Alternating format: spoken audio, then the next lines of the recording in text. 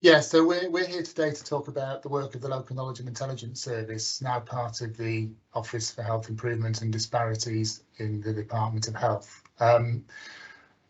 I'm Jake Abbas, I'm head of LKIS, which we'll talk a bit about it later on, but obviously came from Public Health England previously, but have a history of working in public health observatories as a regional institution going back many years, and from an analytical background before that. Gareth, do you want to introduce yourself? Yeah, hi, good afternoon, everybody. My name's Gareth Wrench. I'm the Associate Director for the Local Knowledge and Intelligence Service, LKIS, jointly within the Midlands, and working as part of Jake's national function. Okay, thanks. We just go on to the next slide. Yeah. So just as a brief plan for the afternoon, and we're going to do Gareth's going to run a little bit of a Menti session just to make it more interactive, to get a bit of feedback about who we've got on the call and where people are in terms of their progress, understanding of particularly the work that we do. I'll talk a little bit about the role of LKIS and where we fit and how this case study relates to other things that you'll have heard about this week. But then really the meat of it, Gareth will take you through, which is really starts to relate the work of LKIS to the guidance and the task at hand for many of yourselves in terms of building ICS intelligence functions. And we've got some sort of questions to put out there, and then really trying to keep a lot of time at the end for some discussion and opportunity for a bit of Q&A as well around anything that we've said during the session. So hopefully that all sounds useful and the kind of thing that you were joining the call for. Gareth, I'll hand over to you and we'll just do a couple of minutes using Menti, if that's okay. Yeah, no, that's great. Thanks, Jake. Yeah, like Jake said, we just wanted this to be a little bit interactive at the start of the session. So we've got 6 questions just in a Menti sort of question format for you. So you can either do this on your browser or via your phone. But if you go to www.menti.com and then put in that 8-digit code, it'll allow you just to join the session. And I'll just load that up now. So the code's there again, 48134455, and there's also a QR code if you want to use that as well. You can see a few colleagues are in now, getting a few thumbs up. I'll just give you a moment or two just to get it live on your screens.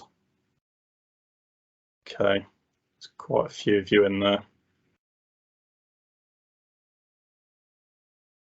Okay, right, we'll go on to the main questions if that's okay. So the first question was really just to get a feel for who's in the room with us today. So it's what type of organisation do you work for? So is it a CCG, stroke ICS, an NHS Trust, one of the CSUs, local government colleagues, the new Office for Health Improvement Disparities? So we're seeing a nice sort of split, predominantly across local government and CCG ICSs, but also with a few colleagues from CSUs, from OHID, one individual from the private sector and a couple from other organisations as well. So that's a nice breadth of. Gareth, Adam's from ALB. Somebody called Adam is from ALB, he said. I don't know what that is. An arm's length body, I guess. Ah, there you are. So I think Adam's from NHS Digital as an example, I think.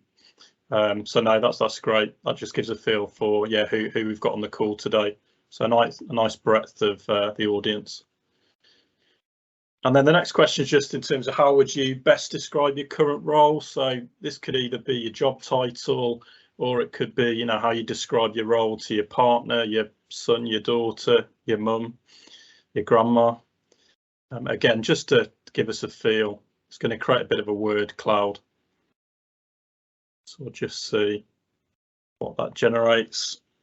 We're expecting quite a few sort of analytical colleagues, intelligence analysts, people working with data, a few sort of senior managers, program managers, work around engagement, innovation, business intelligence, leadership, public health consultants. So again, that gives us a nice feel for who we've got in the room. And good to see some clinicians as well, some clinical leads. So again, a nice broad range of colleagues on the call today. So the next question, we're a regionally distributed national function. So we've just got a map of England here, and we just want to understand the geographical distribution of colleagues on the call. So Jake's up in York at the moment. I'm down in Leamington Spa in South Warwickshire. Karen's in Worcestershire. It'll just give us a bit of a feel for where people are located. Not tried this one before. This is pinching a Google map. It's quite nice to see. If anyone's further afield, then please do let us know in the chat if we've got any international attendees potentially. So somebody's in Northern Ireland, in Belfast. It's interesting. Quite a few people concentrated down in London. Sort of nice concentration in the Midlands and in the Southwest, and a few northern colleagues as well. A couple sort of looking to stray into Wales as well. So that's really good just to get a feel of the geographical distribution. The next question is about ELCIS and the service we provide. So we'll tell you obviously a bit more about what we do as part of this session, but how much you currently know about the work of the service. So again, right from a spectrum of nothing. So we're not expecting you to know all of the work that we do. There's certainly a few colleagues on the call who are at least a little bit familiar with what we do. A few colleagues in terms of good range of knowledge around what we do. And it looks like we've got a few colleagues from the team. That's not me and Jake. So again, that's a nice distribution. Just gives us a nice feel for who we're talking to, which is really helpful. And then again, this is a sort of related question, but to what extent have you been engaged with us in the past in terms of the work that we do? Again, we'll elaborate on this as part of the session. Probably expect a sort of similar distribution here. It's good to see there's a few colleagues heavily engaged with us, a handful in terms of a fair bit. But then reasonable contingent, the majority who haven't actually engaged with us in the past. So again, that's really helpful in terms of how we pitch this session. Okay, I'll just move on to the final question. So again, this is around what type of support services, tools, resources do you most associate with us? So obviously those who maybe haven't interacted with us as much might struggle to answer this. But it'd just be useful, just to get an idea of what people associate in terms of what we do. So fingertips we thought might come up there, which is one of our sort of flagship public health tools. A few people sort of unsure, not sure. Some people talking about unmet need, frameworks, training delivery, which is great. The shape tool, which is again one of our outputs. Fingertips gets mentioned. Data health intelligence, networking, disease specific outputs, profiles. So there's a lot of material in there that we'll refer to as part of this session. So it's good to see that there's a certain amount of colleagues familiar with certainly some of the outputs that we either produce within the service or we help to promote and publicise. Okay, that's great. That's all we wanted to do just in terms of that interactive session, but that's been really helpful. And at that point, I will just go back to the presentation and hand back over to Jake to do the background and sort of context scene setting. Cheers, Gareth. Thank you. I won't spend much time on these slides. I think Karen's covered this already, but just the background as to what we're talking about in terms of the intelligence function guidance. It's probably just worth saying that we have a long-standing partnership arrangement with NHSEI. We work with them nationally, regionally, and have done for years. And this area around STPs and ICSs and sort of this work at scale and how intelligence functions support emerging systems has been a really important area for us for a couple of years. Gareth and I and other members of the team are actively involved, and it's really important in terms of the thinking around, for us, in terms of our new role in as more part of the Department of Health, but as part of the regional infrastructure for the department, and in a very much an outward facing role, and an increased focus on supporting ICS's whole system place approaches. So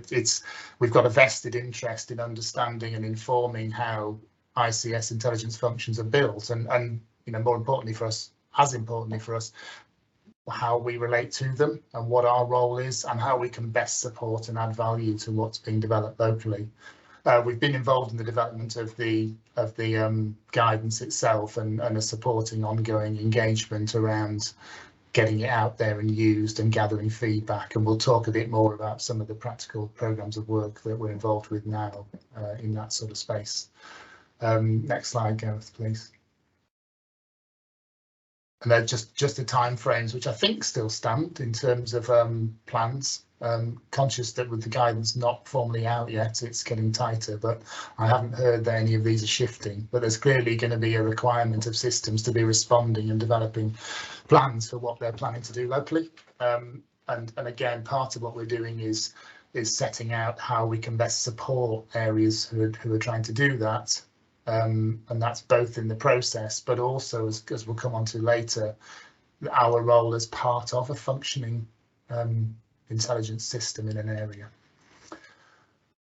Okay, so a bit more about who we are. As I said before, we were formerly part of Public Health England and have now moved into the Office for Health Improvement and Disparities, distributed national function as part of the Public Health Analysis Directorate headed by John Newton.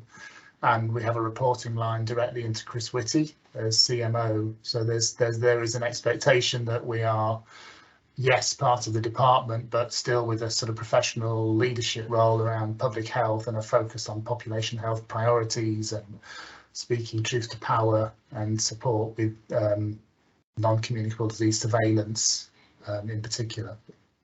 We are made up of a mix of public health intelligence professionals drawn from backgrounds primarily analysts and data scientists, but with other capacity in program management, knowledge mobilization, knowledge transfer, training, delivery and development as well. And we work alongside and embedded alongside other public health teams in the regional OHID offices, former PHE. So working very closely with regional directors of public health and their teams around the country.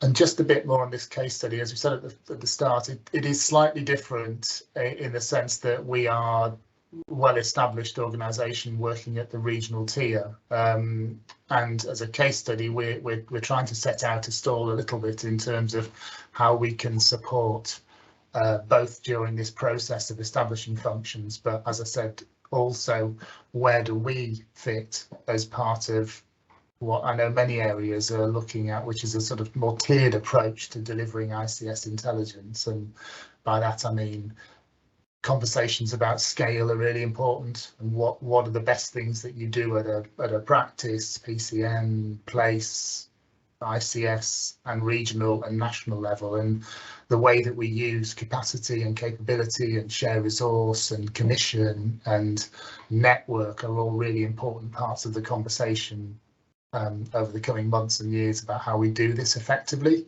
in what, as we know, is a resource constrained environment. So a little bit more on what we do. So ELK is broadly working four broad areas. So they are analysis and products and tools and surveillance. So knowledge mobilization and translation and training and workforce development. On the product side, we've mentioned a couple of these already, but we develop and have oversight over a whole range of analytical tools. Fingertips is a well-used visualization platform that includes a whole range of indicators and data presented at various geographical levels. But it's not the only one. Fingertips we manage. We also have things like Shape. We've been running and developed the COVID portal, which has been essentially a Power BI tool that's enabled us to get record level data and analysis out to every local authority in the country on a daily basis for the last 2 years. And we were also behind things like the COVID national dashboard on the .gov.uk website, which, although these become UK HSA products, the learning and the expertise we've developed in tool development, dashboarding, visualization are things that we roll out and use for some of our core work in OHID at the moment. But it's not just about products and tools. A lot of what we do is analysis and interpretation, and we provide the regional analytics intelligence function with the regional directors of public health working at scale. But we're also, that includes a broad surveillance role and much of it on non-communicable disease surveillance and understanding progress issues, particularly with a focus on health inequalities as part of that work on a daily basis. I mentioned knowledge mobilisation already.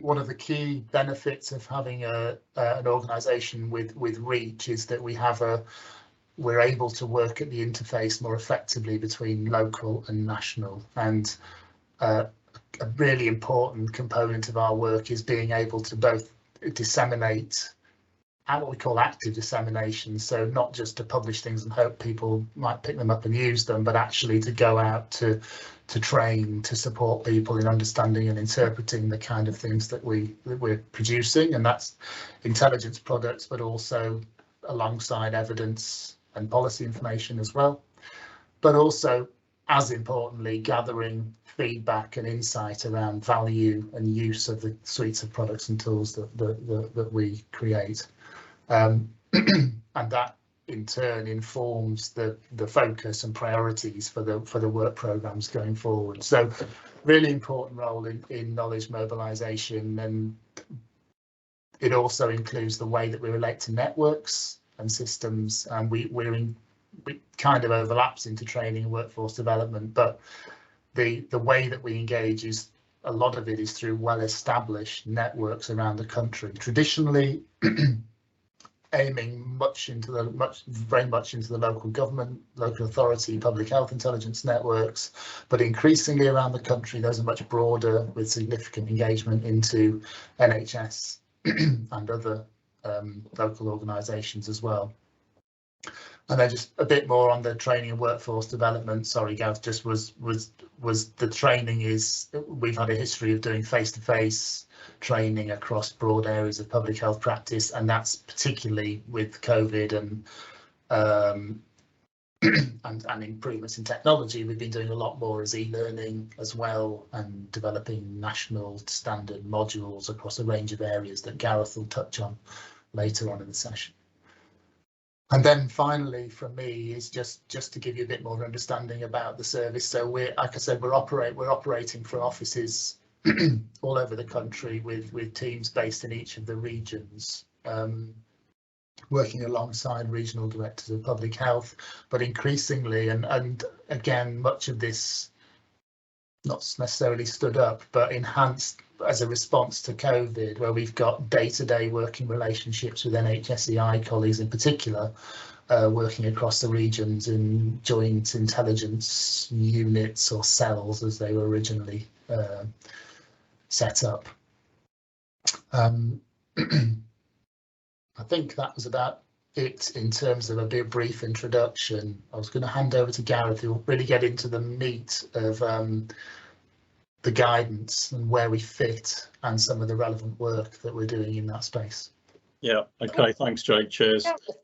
Gareth, would now be a good point. Just there was one question. It was just one question from earlier on. Absolutely. Yeah, it's a nice it was about the timescales that you mentioned, Jake. for June 22-23. It's a question from Tim asking, what assurance do we need to provide externally? Do we even know these things yet? Do we know what externals got? What assurance needs to be provided? Are there plans to submit, a return to complete? Has that level of detail been provided yet? I'm probably not the best person to answer that on this call, and that the mechanics of what needs to be submitted by when and with what evidence is more in the NHSEI space, I would say. I don't know if there's anybody from regions on the call, but we can certainly pass that on. Like I said, I don't know exactly where we are with timeframes and reporting, but we know that we were trying to support getting the guidance out to inform what came back, but we will take that away and try and get that out in the follow-up. Thank you very much. Back over to you, Gareth. Okay, thanks, Karen. So as Jake mentioned, I was just going to touch just briefly on some of the main features that we're looking to address, which feature within the NHSEI Intelligence Function guidance that's due for release formally shortly, but hopefully you've seen a copy of. And the areas that we're looking to address via our LCIS work are, these three are probably the most relevant. So, ensuring broad representation from a wide range of ICS partners, our role in terms of how we further develop the skills of analysts, and again, in terms of touching on what Jay talked about around networking and collaboration, how do we establish those links both between ICSs within regions and also across those regional boundaries, again, which we're well placed to support. And then just briefly, again, in terms of where we feature within the Intelligence Function Toolkit that was produced by Strategy Unit colleagues. Again, there's two core elements there that align closely to what we do. So this role around engaging multiple disciplines, and also our role in terms of further developing the workforce, particularly the health intelligence workforce. And then I'm just going to talk a little bit now around how explicitly we as LCIS think we can help support the development of ICS intelligence functions. And this is thinking both in terms of our past and current work in terms of how we're helping ICS intelligence functions to set up and form. And then also thinking about longer term, how we, as part of the existing regional analytical infrastructure, support on an ongoing basis as part of that tiered and layered approach that Jake referred to. So 6 main areas, which I'll just go through in a bit more detail, but they're just listed there on the screen, and range from our sort of expertise and skills, our sort of networking and collaboration abilities, and also some of the analytical work and our skills development activity. So a good place to start is just around our expertise in population health intelligence. So again, there's just on that slide just a sort of neat description of our areas of knowledge and expertise across the team. All our work tends to be grounded in public health and population health intelligence. We've got obviously well-developed expertise in epidemiology, statistics, and some of the methods associated with these.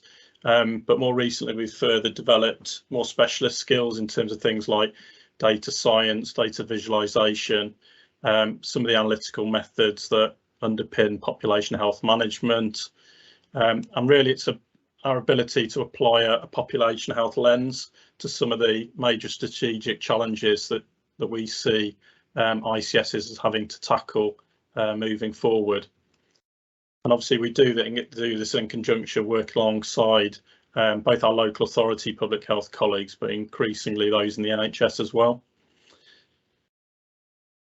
And then the second sort of way in which we think we can assist in this arena is around our place-based relationships. So as Jake touched upon, we've got well-established relationships with local colleagues, so particularly local authority public health intelligence leads, but also directors of public health, colleagues within local NHS organisations, colleagues within academia, and also other sort of blue light services, dependent on which topics we're looking to produce outputs on. And this has enabled us to develop a really good understanding of some of the local analytical and intelligence issues.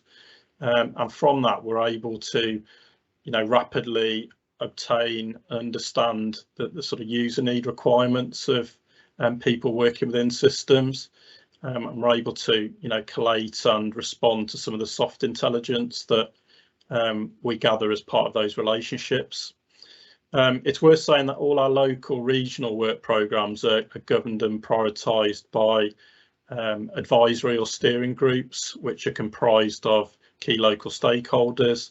And we've also recently convened an LCIS user panel, including a representative sample of colleagues from across England in terms of informing the work and the activity that we undertake. And heavily linked to this is our role around regional networking and collaboration.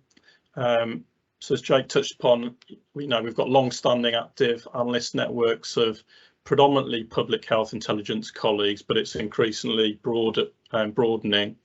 And this has helped us to develop what we're calling a sort of national mix, again, where we've got the ability to share best practice and to share and learn from each other as part of those active networks. We've also got the ability to draw in a whole range of other relevant stakeholders, dependent on the sort of challenge or the topic that we're looking to focus on. We've also got tangible experience in terms of developing some of the supporting infrastructure and architecture for delivering population health intelligence for local systems. So a good example here is where we've been working in conjunction with the strategy unit in terms of developing the Midlands Decision Support Network, where there was a session earlier on this week. And as part of that, I should have said at the outset, but I'm actually seconded. My substantive role is within LCIS, but I'm actually seconded into the strategy unit to help develop and progress that decision support network across the Midlands. And then finally, we've got real tangible experience in terms of both developing, managing, and also curating online collaboration platforms. So things like our Knowledge Hub or K-Hub, but we've also played an active role in terms of how the content is structured within the Future NHS platform, and also linking into the AnalystX platform as well. And then just another sort of further example of how we can provide support is our work around at scale analytics. So again, from the mechanisms that I've talked about in terms of our place-based relationships and our networking, we're easily able to identify stakeholder needs for particular pieces of work. And then what we're able to do is then either deliver or co-deliver or commission at scale what we call do once for all analytical projects.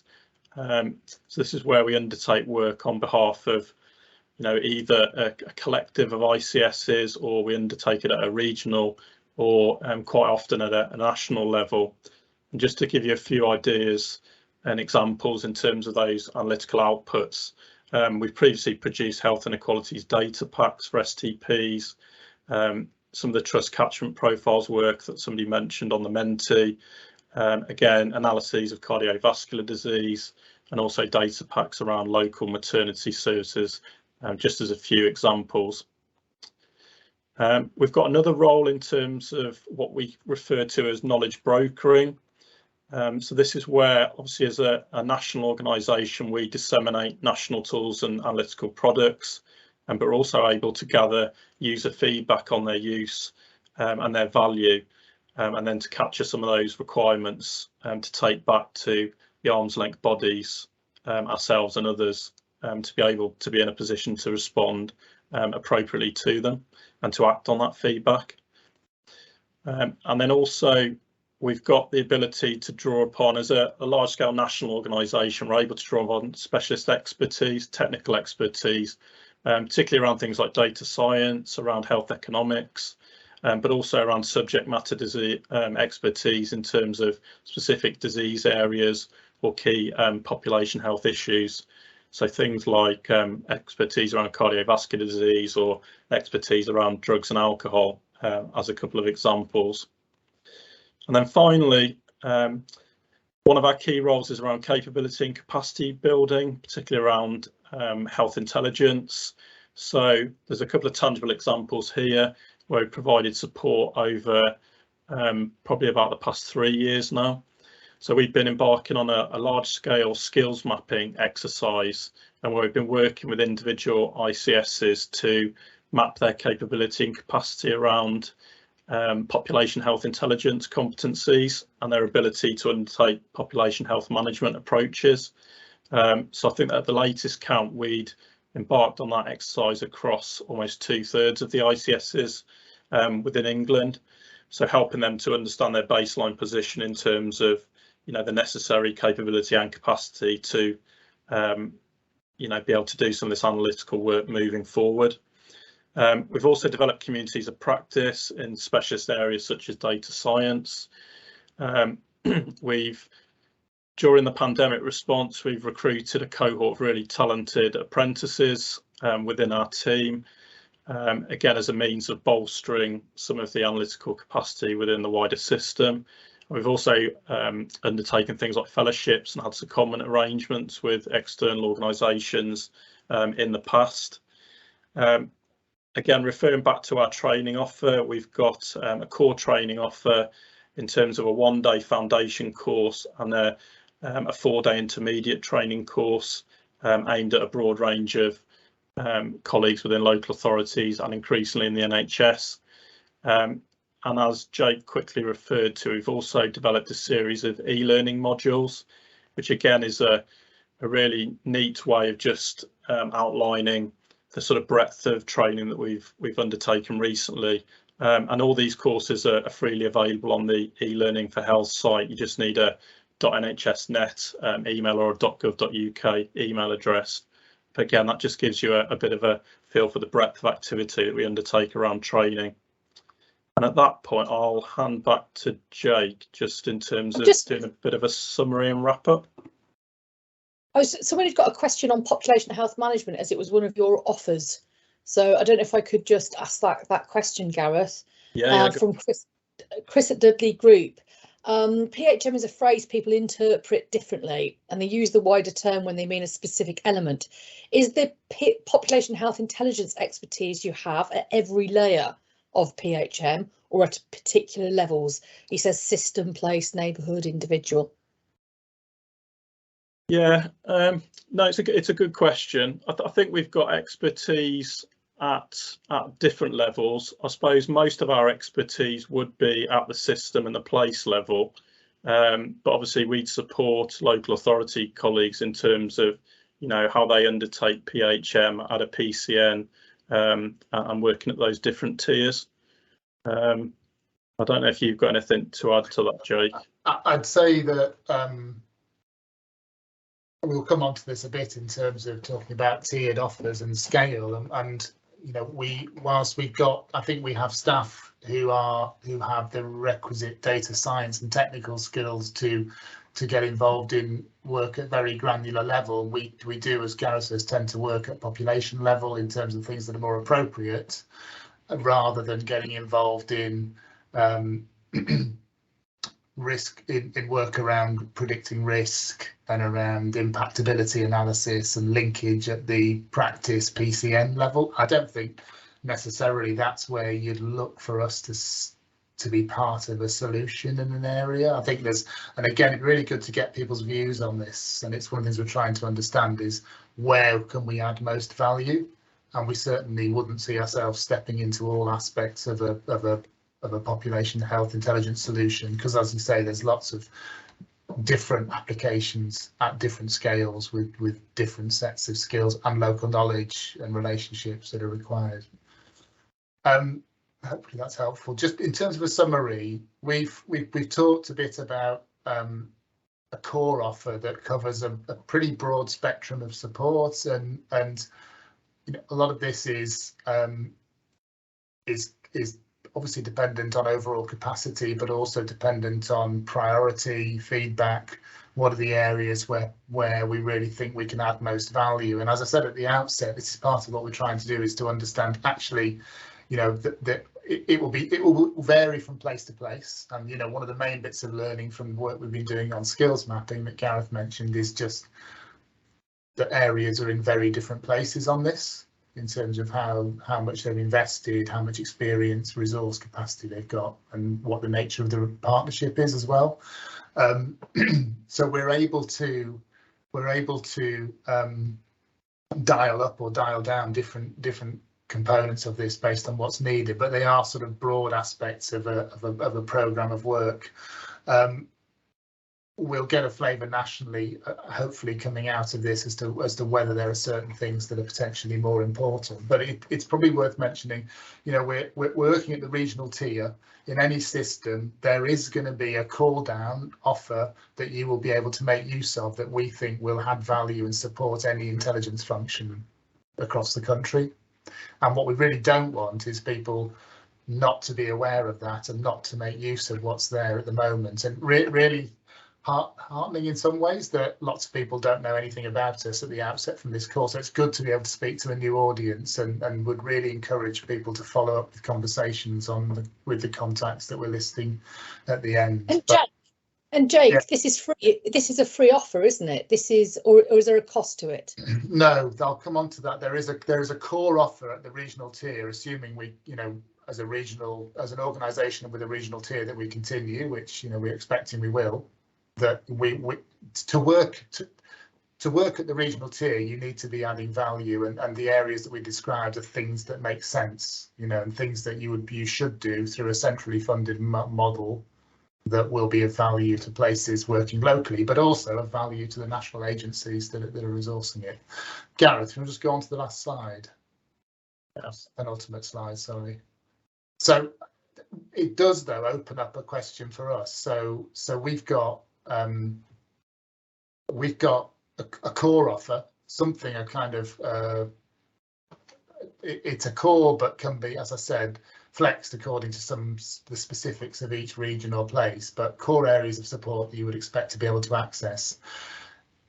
One of the things we've been looking at and trying to understand what the interest or what the opportunity might be is whether there is a further opportunity to invest further into us or other partners as part of an at-scale solution to delivering intelligence functions. So that would need resourcing and additional investment, and you know, will depend on the specific circumstances. So I know systems around the country which are pretty sophisticated with a long track record of investment, and some really strong capacity.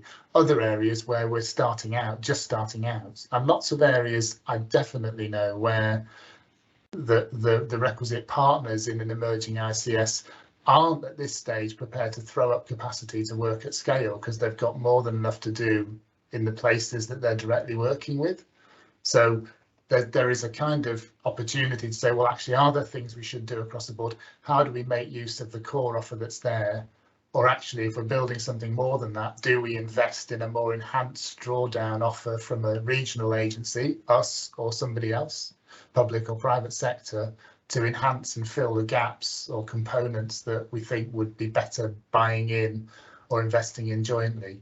And all of those components that we talked about on the previous slide, you know, whether it's buying into an apprenticeship program, investing in more bespoke specific training, getting some of your strategic scale analytics delivered and decision support work, is all a conversation to be had. And I mean, being honest, I think at the moment we're trying to understand what the constraints of being much more part of the Department of Health mean in terms of our ability to flex on that at the moment, or what the other vehicles for collaboration might be. But it's a space that we're just exploring and really interested to understand feedback on.